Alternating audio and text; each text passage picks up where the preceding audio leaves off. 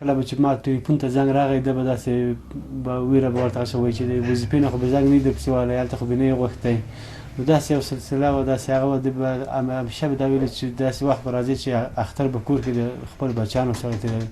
بدبختانه چې موږ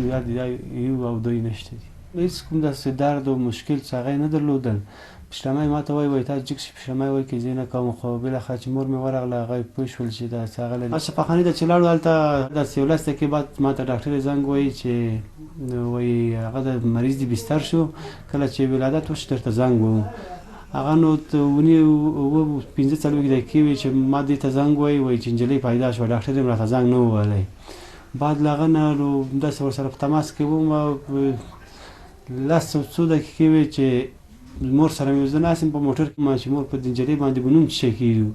هغه یو دوه نومونه راته واخیستل ما ورته معنا نوم به سوله پې کېږي د سولې د نامه سره موږ د څنګ سره ډزې پیل شوې ډزې داسې ډزې وې چې دغه یو شل تر دېرشو پورې د تعداد د ښځو او ماشومانو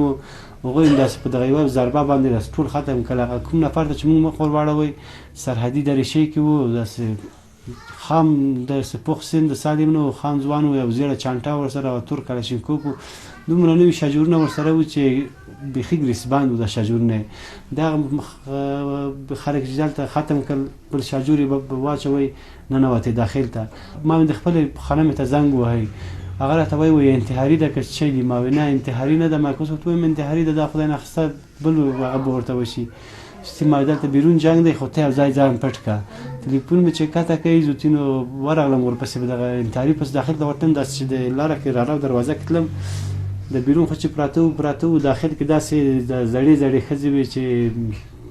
چا مغزه باد و چا هغه و ډېر وضعیت خراب و دا چې ورغلم اول دغه اتاق ته چې وننوتم هغه کې ټول د ماشومان وو درېیم اتاق ته چې ورغلم په هغه کې دغه اول چې پرکټ کې یو بله سیاسره وه چې پرکټ لاندې دیواله خواته دویم چې پرکټ کې د زما مېرمنه وه چې همداسې د لاس یې پښه داسې نیولې وو فکر کوم چې ماشوم یې هم په غېږ کې لګېدلی وه ماشوم یې بې وختي انتقال کړی و شفاخانې ته خاص په د زړه کې لګېدلې وه دا زما خانمه دوه مروي په پښې لګېدلې وې ډاکټرانو وویلې چې موږ په هدیره کې وو په ورځ مې مور خاورو ته سپارله چې د دې پښه کټ کېږي بیا ورته ویلې چې پښه مه کته کوئ بیا چې عملیات وشو هغه عملیات یې کامیابه شو ډېر خوشحاله ژوند هم درلودی بیا دوه دانې بچي هم خدای پاک راکړل دغه درېیمه لور ونه